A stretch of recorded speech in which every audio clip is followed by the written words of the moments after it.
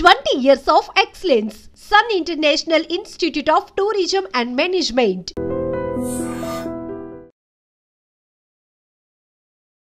నమస్తే, నా పేరు doctor N Subrahmanyam, Ayurveda specialist, Amrutham Ayurvedic hospital, Hyderabad.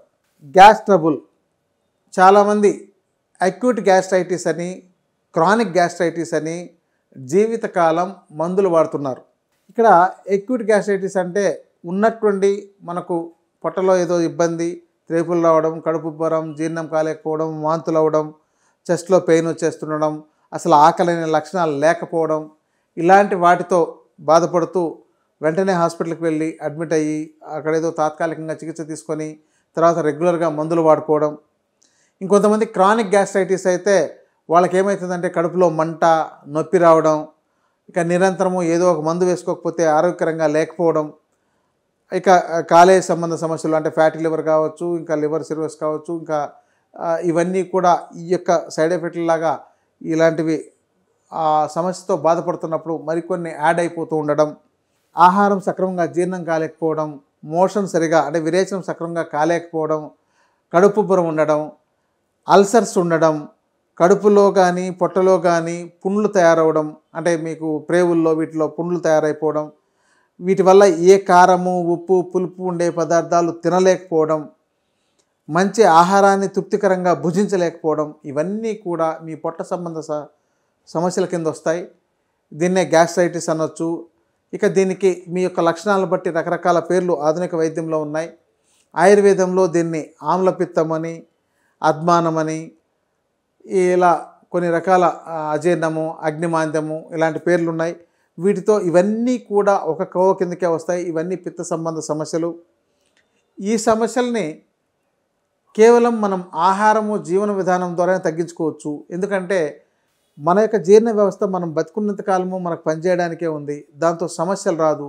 ఆ రావడానికి కారణం మనకు ఆ జీర్ణ వ్యవస్థకి ఏం కావాలో అది ఇవ్వకపోవడం, ఏవి ఇవ్వకూడదో అలాంటి వాటిని ఇవ్వడం ద్వారా మన యొక్క జీర్ణ వ్యవస్థను పాడు చేసుకున్నట్లయితే ఇలాంటి గ్యాస్ ట్రబుల్ అని చెప్పగలిగే, గ్యాస్ట్రైటిస్ అని చెప్పగలిగే ఈ రకరకాల పొట్ట సంబంధ వ్యాధులు వస్తుంటాయి. అయితే ఇవన్నీ ఒక అబద్ధపు రోగాలుగా చెప్పొచ్చు. నేడు ఏ కార్పొరేట్ హాస్పిటల్కి వెళ్ళినా మీకు చాలా రకాల పరీక్షలు చేసి దానికి కొన్ని పేర్లు పెట్టి ఆ పేర్లతోనే మీరు దాన్నే స్మరించుకుంటూ మీరు దాని జపాలు చేస్తూ ఉన్నారు. ఎందుకంటే నాకు అల్సర్ ఉందండి, సుమారు 10 ఏళ్ళుగా బాధపడుతున్నాను, అతనే ముందు డిసైడ్ చేసి చెప్పేస్తున్నాడు వచ్చిన వ్యక్తి. నాకు గ్యాస్ ట్రబుల్ ఉందండి అని వాళ్ళు ఎవరో చెప్పారని, లేదా గ్యాస్ట్రైటిస్ ఉందని, లేదంటే ఈ యొక్క ఎరోజన్స్ ఉన్నాయని, ఇలాంటి పేర్లన్నింటినీ వీళ్ళే నేర్చుకొని వాళ్ళు వచ్చి చెప్పేస్తున్నారు. దీని మీద నెట్లో చదువుకుంటూ దాంతో ఇంకొన్ని కొత్త పేర్లు యాడ్ చేసుకుంటూ ఈరోజు ఒక సాధారణంగా ఏ చదువుకున్న వ్యక్తి అయినా సరే తనకు ఇది ఉంది అని ఆపాదించేసుకుంటున్నారు. సాధారణంగా అయితే ఈ సమస్య ఎవరికి ఉండదు, రాదు, ఎప్పుడు మీ ఆహార విధానం, జీవన విధానం సరిగా ఉన్నప్పుడు. మరి వాటిలో ఎక్కడ లోపం ఉంది, ఆ మూలాల్లో ఎక్కడ లోపం ఉంది మీరు వెతికి తెలుసుకోకుండా నేను రోజు ఒక ప్యాన్ వేసుకుంటానండి, లేకపోతే పొద్దున నేను లేవగానే ఒక గ్యాస్ ట్రబుల్ ట్యాబ్లెట్ వేసుకుంటానండి అని చెప్పేటట్టు మీరు చేయడం వల్ల, మీరు పోను ఈ మందులు వాడడం వల్ల వీటితో వచ్చే సైడ్ ఎఫెక్ట్లు కావచ్చు, లేకపోతే మీ యొక్క మందులే మిమ్మల్ని బతికిస్తున్నాయి. మందులు లేని రోజున మీ యొక్క ఆరోగ్యం అంతమైపోతుంది. అలాంటి పరిస్థితి మీలో ఉండకుండా మీరు ఉండాలంటే మీరు ముందు మీ ఆహార విధానాన్ని మార్చండి. ఆహార విధానంలో సహజసిద్ధమైన ప్రకృతిలో మనకు లభించే పదార్థాలని, చాలా రకాల పదార్థాలు, ఒక కూరగాయలు, ఆకులు, పళ్ళు ఇలాంటివి మీరు తీసుకోగలిగితే మనకు వందల వేల రకాలు ఉన్నాయి. కానీ ఎవరూ దాన్ని ఉపయోగించుకోవట్లేదు. చెప్పాలంటే మన రాష్ట్రాల్లో ప్రధానంగా తెలుగు రాష్ట్రాల్లో తెలుగు ప్రజలు ఎక్కడున్నా సరే వీళ్ళు కొన్ని లిమిటెడ్ పదార్థాల చుట్టూనే తిరుగుతున్నారు. మీరు ఒక ఒరిస్సా వెళ్ళండి, ఒక అస్సాం వెళ్ళండి, అక్కడ ఒక అస్సాంలో ఒక ట్రైబల్స్ వాడుతుండే ఆహార పదార్థాలు కూడా మనం వాడట్లేదు. ఎందుకంటే నేను ఒకసారి విజిట్ చేసినప్పుడు అక్కడ సుమారు ఒక 100 నుంచి 200లకు పైగా ఆకుకూరలు, డిఫరెంట్ కూరగాయలు అక్కడ అందుబాటులో ఉంటున్నాయి.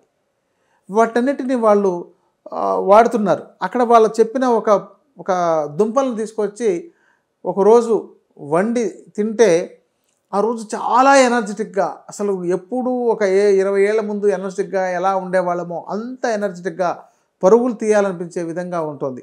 అంటే మనము ఆహార పదార్థాలు సక్రమంగా ఉపయోగించుకోకపోవడం వల్ల ఈ సమస్యలు తెచ్చుకుంటున్నాం. తర్వాత వచ్చిన సమస్యల్ని మళ్ళీ తొలగించుకోకుండా దాంతో సహజీవనం చేస్తున్నాం. ఈ సమస్యల్ని సహజీవనం చేస్తూ బతకడం కంటే వాటిని తొలగించుకోవడానికి ప్రయత్నం చేయడం మంచిది.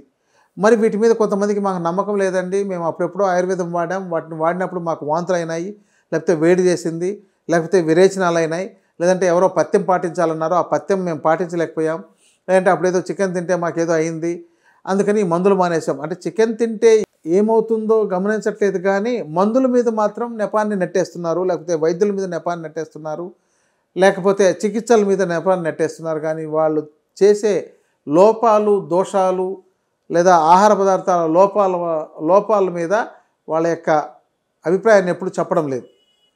అందుకని మీరు ఒక మంచి ఆహార పదార్థాలని, మంచి జీవన విధానాన్ని మీరు తెలుసుకొని ఉపయోగించుకోవడం, వీటిని లేకుండా చేసుకోవడం, మీకు అందుబాటులో ఉండే ఆయుర్వేద చికిత్సలు తీసుకోవడంతో మీరు ఆరోగ్యకరంగా జీవించవచ్చు. కాబట్టి గ్యాస్ట్రైటిస్ అనేది జీవితకాలం ఉండే సమస్య కాదు, ఇది ఒక తాత్కాలికమైన సమస్య. అయితే మీకున్న తీవ్రతను బట్టి కొన్ని రోజుల పాటు చికిత్స ఇవ్వాల్సి వస్తుంది. అది 1 నెలలో తగ్గొచ్చు, 2 నెలలు, 6 నెలలు కూడా. ఇప్పుడు అల్సర్స్ అయిందనుకోండి, లేదంటే అల్సరేటివ్ కొలైటిస్ అయిపోయిందనుకోండి, ఆ అల్సరేటివ్ కొలైటిస్లో చాలా కాలం పాటు మందులు ఇవ్వాల్సి వస్తుంది, చాలా కాలం పాటు చికిత్స చేయాల్సి వస్తుంది. అదే సాధారణంగా ఉండే అజీర్ణము, గ్యాస్ ట్రబుల్, కడుపు ఉబ్బరము ఇలాంటివన్నీ కూడా 2-3 నెలల్లోనే తగ్గించేసుకోవచ్చు. తర్వాత మీ ఆహార విధానం సక్రమంగా ఉండేటట్టు చూసుకోవాలి. అది లేకపోతే మీ ఆహార విధానం బాగాలేకపోయినప్పుడు మీకు పోయిన రోగాలను కూడా మళ్ళీ పట్టుకొచ్చే విధంగా ఈ ఆహారాలే పనిచేస్తాయి. ఉదాహరణకు పైల్స్ వచ్చింది, రక్తం పడుతోంది, ఆ వ్యక్తికి మందులు ఇచ్చాము, రక్తం రావడం తగ్గింది, పైల్స్ ప్రాబ్లం తగ్గింది, లేదా నొప్పి తగ్గింది, వెంటనే వెళ్ళి అతను ఏ చికెను, గుడ్డు ఇలాంటి ఒక 2 రోజులు తిన్నాడు అనుకోండి, మళ్ళీ మొదటికి వస్తుంది. అంటే పోయిన రోగాన్ని మళ్ళీ పట్టుకొని వస్తుంది. అంటే మన యొక్క ఆహారం బట్టే ఇక్కడ మన ఆరోగ్యం ఆధారపడి ఉంది.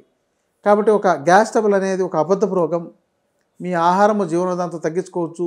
ఒకవేళ మీకు ఈ సమస్యలు తగ్గలేకుండా ఉన్నట్లయితే అలాంటి సందర్భంలో ఆయుర్వేదంలో మా దగ్గరకు వచ్చినట్లయితే మంచి ఔషధాలు, పరిష్కార మార్గాలు, మంచి జీవన విధానము మీకు అడ్వైజ్ చేయగలుగుతాం. వాటిని వాడుకోవడం ద్వారా ఈ రోగం లేకుండా రాకుండా కాపాడుకోవచ్చు.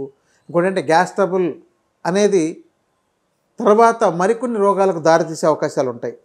మరి అలాంటి వాటిని మీరు తెచ్చుకోవాలా, లేదంటే ఈ రోగంతో సహజీవనం చేయాలా, లేదంటే ఈ రోగాన్ని శాశ్వతంగా లేకుండా చేసుకోవాలా అనేది మీకు మీరే నిర్ణయించుకోండి. మీకు దీనికి సంబంధించిన ఇతర సమాచారం ఏమైనా కావాలనుకున్నట్లయితే కింద కామెంట్ రూపంలో తెలియజేయండి. అలాగే మీకు ఫోన్ నంబర్ కూడా ఇక్కడ తెలియజేయబడుతుంది. ఆ ఫోన్ నంబర్లో మీకు ఏమైనా ఉన్నట్లయితే సంప్రదించవచ్చు. నమస్కారం. తవ్వుతున్న శివలింగం సరే దాన్ని అట్లా కప్పేసేయండి, చూపించదండి. Krishna is there. మూర్తి పూజ కాదు, సాక్షాత్ బ్రజేంద్ర నందన భగవాన్ ఉన్నారు మూర్తిలో. ఏమీ ఆశించకుండా ఆరాధించే వాళ్ళు కూడా ఉన్నారా ప్రభుజీ? నిజమైన భక్తి అంటే మనకు తెలియదు కాబట్టి